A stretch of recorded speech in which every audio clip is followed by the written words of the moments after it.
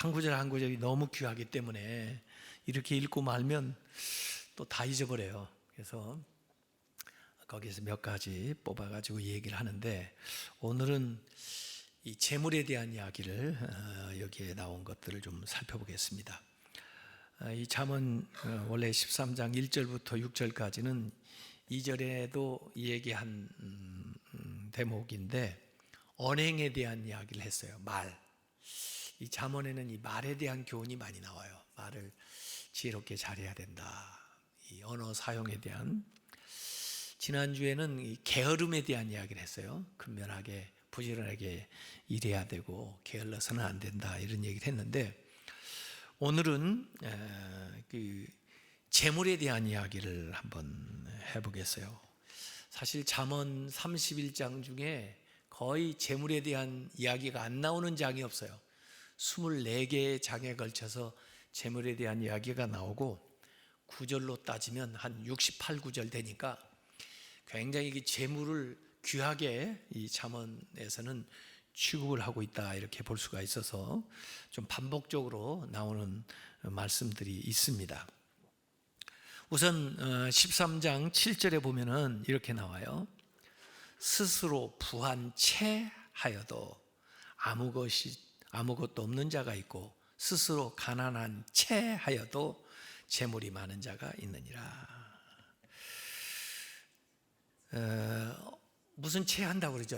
있는 채에도 없는 자가 있고, 없는 채에도 있는 자가 있다, 이 말인데, 어떤 게 더 나은가요? 있는 채 하는데 없는 게 나은가요? 없는 채 하는데 있는 게 나은가요?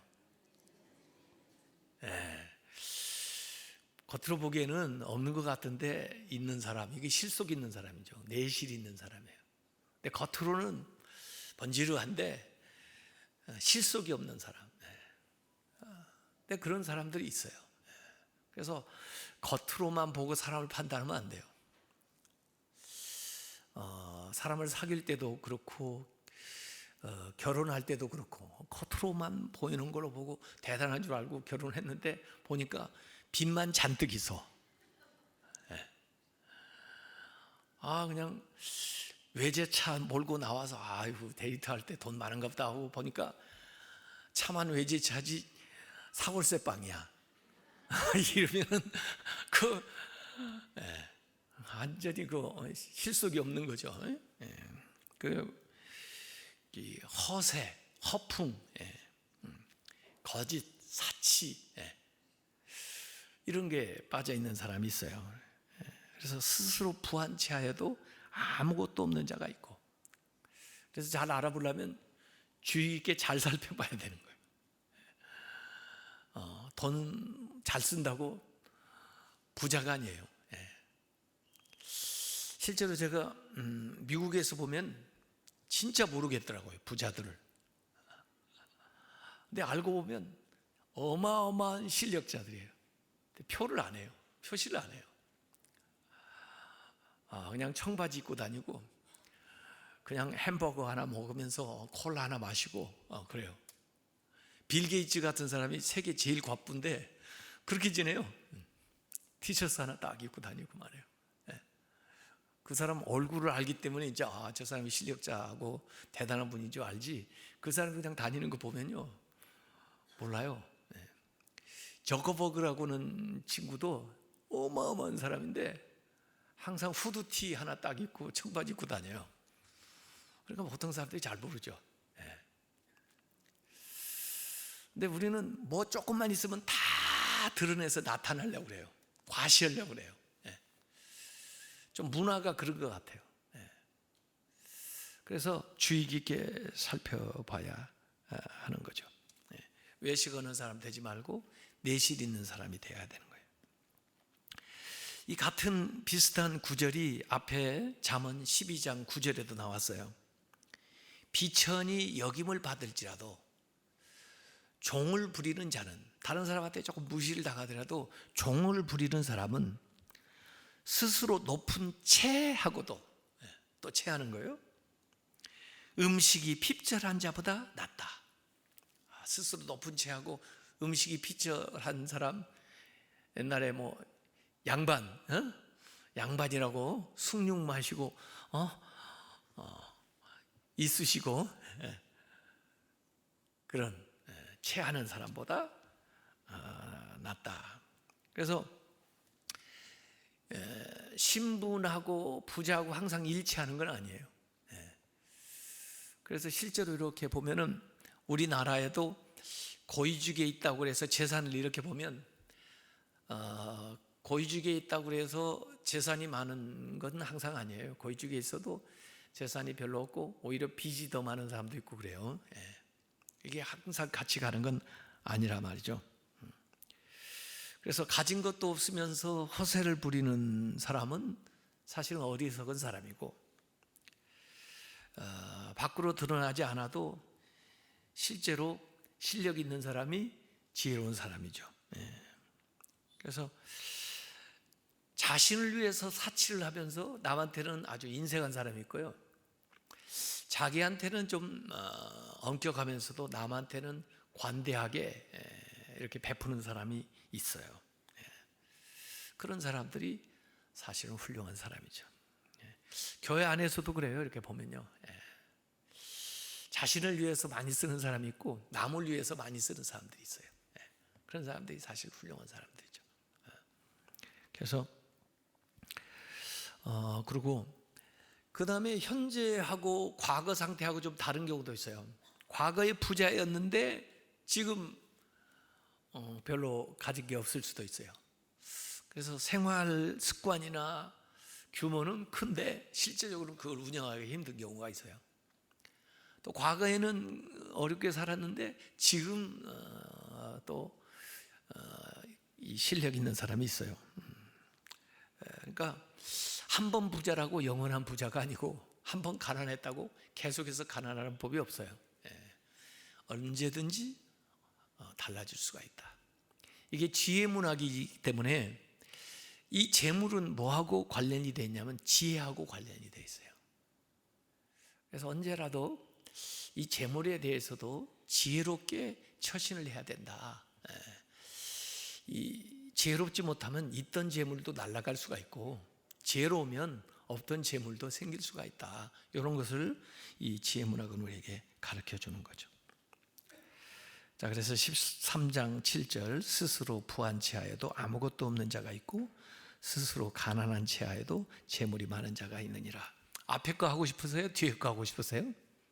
뒤에 거 해야죠. 없어 보여도 부자, 재물이 많은 사람. 그래서 진짜 지혜로운 사람은 그 겉으로 볼 때는 이렇게 소박하게 보여도 점점 사귀면서 알아갈수록 이 사람이 대단한 사람이구나, 이 사람이 실력 있는 사람이구나, 이 사람이 가진 게 많은 사람이구나, 이렇게 알아갈 수 있게 만드는 게 진짜 실력자예요. 그런 사람들이 되시기 바랍니다. 13장 8절에 사람의 재물이 자기의 생명의 속전일 수 있으나 가난한 자는 협박을 받을 일이 없느니라. 요건 가만히 보면 좀 가난한 자가 좀 유리한 경우도 있는 것 같아요, 이게. 근데 이 재물이라고 하는 게 자기 생명의 속전일 수 있다. 자기가 위험에 처했을 때 이 재물이 자기를 구해줄 수 있다는 거예요. 요새는 이제 그런 이야기 많이 못 들었지만 옛날에는 아픈데도 불구하고 병원비가 없어가지고 고칠 수 있는 병인데도 못 고치는 경우도 있었다고요. 그때 그 재물은 생명을 구해줄 수 있는 것이 되는 거죠. 생명의 속전일 수 있다. 요새 만약에 잘못을 했다, 감옥을 가야 되는데 그 감옥을 가는 대신 이 돈으로 벌금으로 해결할 수도 있어요. 또는 내가 구류당하는 대신 보석금을 내고 자유롭게 재판을 받을 수가 있죠. 그게 생명의 속전. 이 잠언이 기록되어 있을 때만 해도 돈이 없으면 빚을 많이 지면 자기를 파는 거죠. 종으로. 근데 만약에 돈이 있으면 자유를 얻을 수 있죠. 그게 이제 생명의 이제 속전 이런 개념인데, 그래서 사람의 재물이 생명의 속전일 수 있다. 그러나 가난한 자는 협박을 받을 일이 없다. 이 재물이 있는 사람이 재물이 근심거리가 될 때가 있어요. 염려가 될 때가 있고 또 두렵고 불안해 할 때도 있어요. 이 가난한 자가 협박받을 일이 없다. 어느 집 자녀를 유기하던가요? 부잣집 자녀를 유기해요. 부잣집, 돈 있는 집 자녀를 유기해요. 그래가지고 협박을 하는 거예요. 돈 내라고. 가난한 집은 그런 협박받을 일이 없어서 좋겠어요. 어쨌든 그런 얘기예요. 그래서 물질이 때로는 근심거리가 될 수가 있다. 그래서 이 가난한 것을 권장하는 건 아니지만은 가난한 자도 하나님을 경외하면서 잘 살면 나름의 유익이 있다. 그런 이야기를 하고 싶은 거예요. 하여간 물질을 가지고 있다 할지라도 내가 물질을 소유해야지 물질이 나를 소유하게 놔두면 안 돼요. 그건 주인이 바뀌는 거예요. 내가 물질의 주인이 돼야지 물질이 내 주인이 되면 안 돼요. 내가 물질을 다스려야지 물질이 나를 부리면 안 된단 말이에요. 어느 책에서 그런 얘기를 읽어봤는데 배를 유람선을 타고 가는데 어떤 사람이 자기 재산을 이 보석으로 바꿔가지고 황금으로 바꿔가지고 그 유람선을 탔는데 그게 도중에 막 이제 풍랑을 만나고 어려움에 처하게 된 거예요. 배에 있으면 생명을 부지하지 못할 그런 상황이 된 거예요. 그래서 선장이 다 모든 거 버려두고 하여간 배 밖으로 나가야 된다. 배 밖으로 탈출을 하라고. 그래. 사람들은 가진 게 없으니까 다 그렇게 가는데 이 사람은 그 재물을 놓고 가는 게 너무 아까운 거예요. 그래서 그 재물을 그 금덩어리를 자기 몸에다가 메고 이 끈으로 묶고 그 다음에 뛰어내렸어요. 어떻게 됐을까요? 그 금이 자기를 끌어당겨가지고 아래로 진짜 깊이 잠수하게 만드는 거죠. 그래서 죽게 되는 거죠.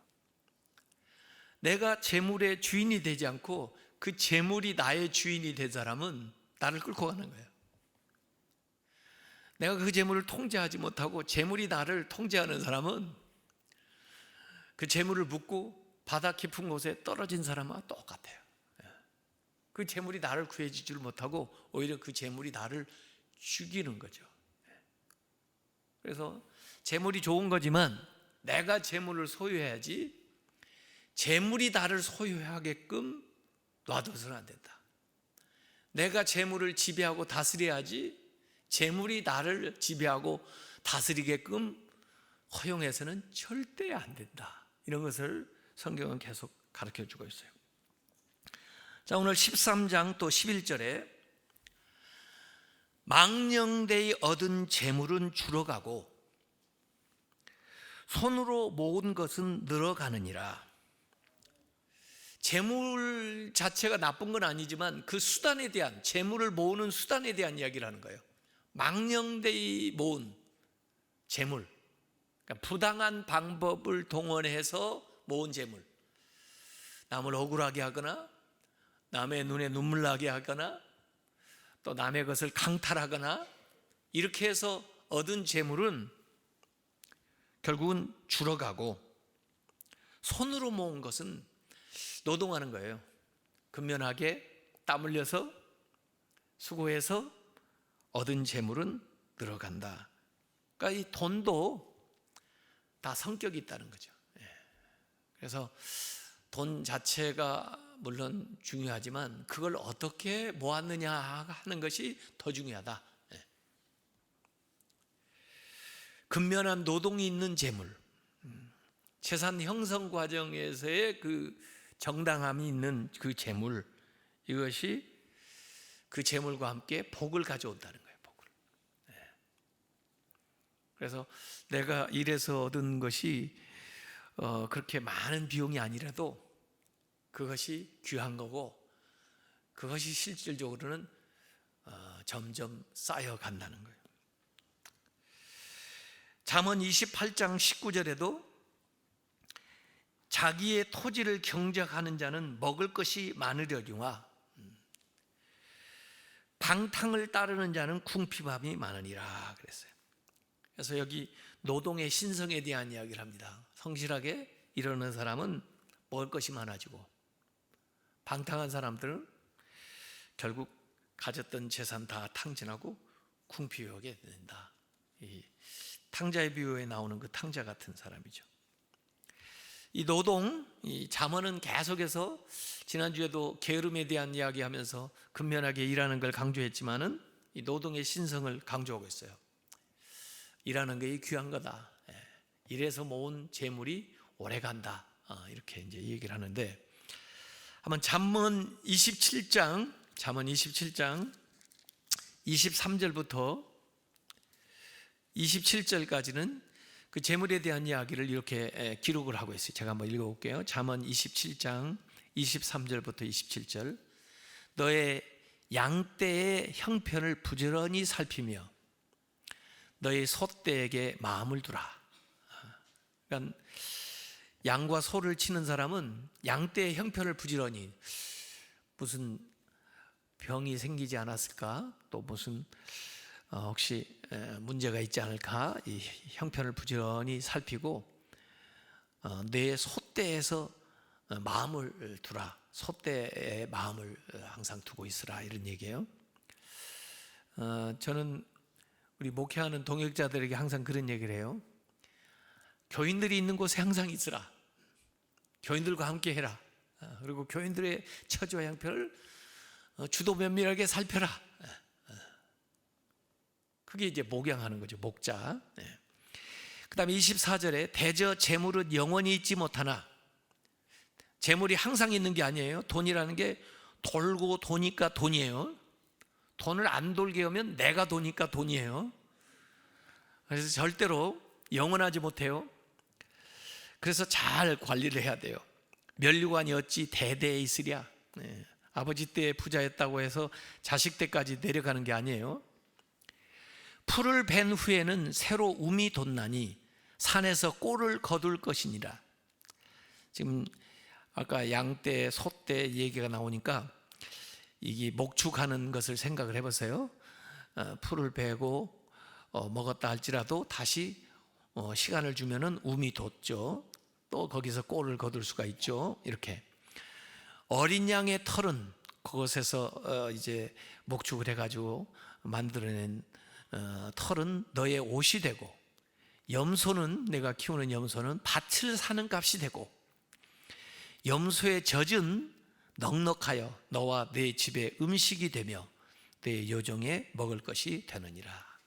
그래서 이 목축하는 사람의 비유를 들어서 여기 얘기를 했는데, 잘 그 성실하게 목양을 잘하면 거기에서 모든 필요한 것들이 다 공급이 된다. 이런 얘기입니다. 그리고 그렇게 일하면 그 소스가 마르지 않고 계속해서 거기서 공급이 된다 하는 말씀을 얘기를 했어요. 그래서 지속적인 그런 관리가 필요하다. 다시 13장으로 돌아와 가지고요. 13장 22절로 좀 건너뛰면 재물에 대한 교훈이 이렇게 나옵니다. 선인은 의로운 사람이죠. 지혜에 대해서 얘기하다가 이 선인 악인이 나오는데, 이 잠언의 이 구조를 보면은 지혜로운 사람이 의로운 사람이에요. 그 의로운 사람이 또 재물도 얻으면 그게 복이에요. 이렇게 나오는 건데, 선인은 그 산업을 자자손손에게 끼쳐도, 아까 그 재물이 영원한 게 아니라 자동적으로 자손에게 넘어가는 게 아니다 그러지만은, 이 선인, 의롭게 살아가는 사람의 그 사업은 자자손손 2대 3대 4대 거쳐 내려가도, 죄인의 재물은, 악한 사람들이 벌어놓은 그 재물은 누구의 것이 되냐면 의인을 위하여 쌓이느니라. 자기가 써보지도 못하고 의인들의 것이 된다, 이렇게 얘기를 하고 있어요.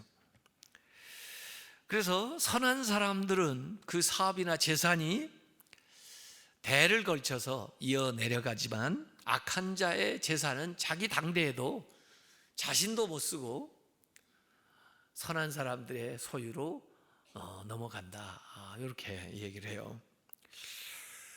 이걸 뭐 어떻게 알겠어요? 하나님이 아시죠. 하나님이 하시는 거죠. 하나님이 그렇게 하시는 경우가 있어요. 그래서 자기도 모르는 새에 악한 사람들은 자기 것이 다 어디론가 빠져나가가지고 결국 알고 보면 하나님이 복 주려고 하는 사람한테 흘러 들어가게 만들어 버린다, 그 말이죠. 잠언 13장 23절, 이제 23절, 아까 11절에 나왔던 말씀하고 거의 상통하는 대목인데요. 13장 23절에 가난한 자는 밭을 경작함으로 양식이 많아지거니와, 계속 이 근면하게 일하는 거하고 그 부가 쌓이는 것을 같이 비례로 얘기해요. 가난한 자는 밭을 경작함으로 결국에는 양식이 많아지거니와 불의로 말미암아 가산을 탕진하는 자가 있느니라, 이렇게. 그래서 일을 열심히 하면 재산이 많아지지만 불의한 자들은 그 재물이 없어진다. 이 재벌들을 가만히 보세요. 재벌 2세 3세 이게 잘 진행이 되려면 그 재벌 2세 3세의 그 아들 손자들이 건전한 생각, 바른 성품을 가지고 좋은 습관을 가지고 있어야 그게 이어지지. 그 부잣집에서 태어나가지고 어려서부터 아주 귀하게 취급만 받고 좋은 성품도 갖지 못하고 좋은 습관도 갖추지 못하고 그 다음에 안 좋은 일들 찾아 돌아다니면 그 모아놓은 그 모든 것들이 다 그냥 날아가 버린 거예요. 그냥 재물만 날아가는 게 아니고 그들의 목숨까지 위태롭게 만드는 거예요. 그들의 자녀들까지도 어렵게 만들게 돼요. 그래서 그들의 그 악한 습관 때문에, 잘못된 성품, 생각 때문에, 성격 때문에 이 가산을 다 탕진하고 마는. 그래서 막 신문지상에 나오잖아요. 아무개 재벌 뭐 몇 세가 무슨 마약을 했다느니 뭘 어떻게 했다든지 그래가지고 망신당하고 있던 재산 다 날라가고 이렇게 되는 겁니다. 불의로 말미암아 가산을 탕진하는 자가 있느니라. 잠언 13장 25절에 의인은 포식하여도 악인의 배는 줄이느니라. 의인하고 악인하고 대조하면서 부자하고 가난한 것을 이렇게 대조했어요. 요새는 뭐 사실 폭식하는 것도, 많이 먹는 것도 별로 안 좋죠. 근데 그래도 부자는 먹을 게 많고 가난한 사람 먹을 게 없잖아요. 그래서 주의잖아요. 그래서 오늘 이 지혜 문학은 이 지혜하고 의로움하고 재물하고 이게 통해요. 근데 그게 잘 통하면 본인뿐 아니라 주위 사람들을 좋게 만들고 그 자손에게까지도 물려지고, 이 악한 거하고 그 다음에 어리석은 거하고 그 다음에 가난한 거하고 어느 정도 상관관계가 있는 것 같아요. 부자였다 할지라도 어리석고 이 악한 행동을 하면은 그게 없어지는 거예요. 나가는 거예요. 그래서 결국은 가난하게 되는 거예요, 이게. 근데 만약에 가난하다 할지라도 지혜로우면서 의롭게 살면은 그렇게 일하면서 정직하게 행하는 과정 속에서 그 가난을 탈출해 가지고 부한 사람이 될 수가 있는 거예요. 그래서 그 관계성을 이 잠언에서는 이 얘기를 하고 있습니다. 그래서 영적으로 의로운 사람은 정신적으로 근면한 생활을 하고, 그런 사람은 물질적으로도 풍요로워진다. 그래서 물질적, 정신적, 영적 풍요로움이 서로 상관관계가 있다, 이런 얘기를 여기 잠언에서 해주는데, 거기에 분명히 하나님의 역할이 있어요. 하나님이 주시는 복이 있다 말이죠. 그 의인에게 주는 복. 거기에는 분명히 악인에게 주는 하나님의 심판이 있다고 말이죠. 그래서 이 잠언이 하나님의 말씀이 될 수가 있는 거예요. 하나님의 말씀대로 순종하면서 또 하나님이 주신 지혜를 따라 행하는 사람은 결국에 어려웠다가도 부해지고, 아무리 부자라도 하나님의 말씀을 떠나서 어리석게 행하게 되면은 그 가산조차도 다 탕진하게 된다. 이 상관성을 이 잠언서는 이 얘기를 해주고 있는 거예요. 그래서 부와 지혜의 그 관계성이 잠언 14장 24절에도 이렇게 나옵니다. 지혜로운 자의 재물은 그의 면류관이요. 금상첨화라는 거죠. 지혜로운데 거기다 재물까지 있으면 그의 면류관이요. 미련한 자의 소유는, 미련한 자의 그 재물은 다만 미련한 것이니라. 너무 미련한 사람들, 아유 저 사람은 하나님도 안 믿고 그냥 내가 보기에 별로 의롭게 살 것 같지도 않은데 재물은 많아. 그런 사람들은 얼마 못 가요. 그 미련한 것이다 말이에요. 그게 면류관이 되지 못한다, 그 재물이. 이렇게 얘기를 하고 있는 거죠. 마치 돼지가 금고리 차고 있는 거나 똑같죠. 안 어울리는 거죠. 그래서 지혜자는 사치나 허세를 부리지 않고, 수가적으로 일시적으로 가난할지라도 근심이 없고, 재물이 늘어도 다툴 일이 없고, 재산 형성 과정에서 정당한 사람, 이런 사람들이 지혜로운 사람이다, 이렇게 얘기를 하고 있습니다. 그래서 잠언의 이 재물에 대한 교훈들을 보면은 이런 얘기들이 많이 나오는데, 부자가 유익한 점도 굉장히 많아요. 그래서 부자를 정죄하거나 부자 되지 마라가 아니에요. 잠언은 부자 되라, 진짜 하나님이 내는 부자가 되라, 이런 얘기를 해주고 있는 건데, 부자가 되면 안전하고 또는 힘이 생기고 또 나름대로 존귀한 인간이 되고, 이렇게. 그래서 잠언 10장 15절에 보면 부자의 재물은 견고한 성이 돼서 지켜준다고 그랬고, 잠언 14장 20절에는 부유한 자는 친구가 많아진다고 그랬어요. 물론 뭐 재물 보고 오는 사람도 많이 있겠지만은, 잠언 18장 23절에는 부자는 엄한 말로 대답한다. 말을 할 때 아주 당당한 거예요. 뭘 약속해도 그렇고 또 뭐 아니라고 얘기할 때도 자기 말에 당당하고, 부자는. 22장 7절에 부자가 가난한 자를 주관한다, 다스리는 그런 위치에 올라간다 하는 이야기들이 나와요. 이 가치의 우선순위를 가만히 생각해 보면 잠언에 이런 말씀이 나옵니다. 잠언 16장 16절에 보면은 재물을 얻는 것이 금을 얻는 것보다 얼마나 나은고, 명철을 얻는 것이 은을 얻는 것보다 더욱 나느냐. 이 지혜라고 하는 것이 금, 은보다 낫다, 그 말이에요. 사실 지혜를 가지면 금, 은을 얻을 수가 있어요. 금, 은 가지고 지혜를 사기는 힘들어요. 그러나 지혜를 가지면 금, 은을 얻을 수 있어요. 그러니까 금, 은보다 지혜를 얻으라, 그 말이거든요. 그러니까 지혜하고 재물하고 어떤 것이 더 상위에 있는 가치예요? 지혜가 재물보다 더 상위에 있는 가치예요. 이 가치의 우선순위를 이 잠언은 얘기해 주고 있는데, 지혜가 재물보다 위다. 이 솔로몬도 그러잖아요. 솔로몬도 지혜를 구하니까 그 밖의 것들이 다 주어져요.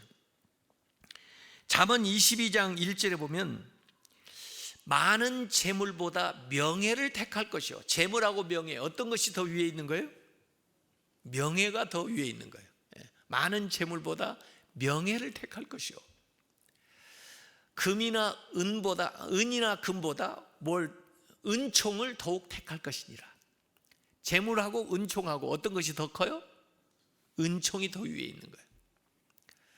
이 가치관을 얘기를 해주는 겁니다. 세상에서도 보면은 무슨 고위직에 오르려고 하는 사람들이 재산가들인데, 그런 사람들이 재산을 신탁을 하든지 하여간 재산을 좀 포기하더라도 더 명예를 얻으려고 노력을 해요. 왜? 명예가 더 위에 있는 가치이기 때문에.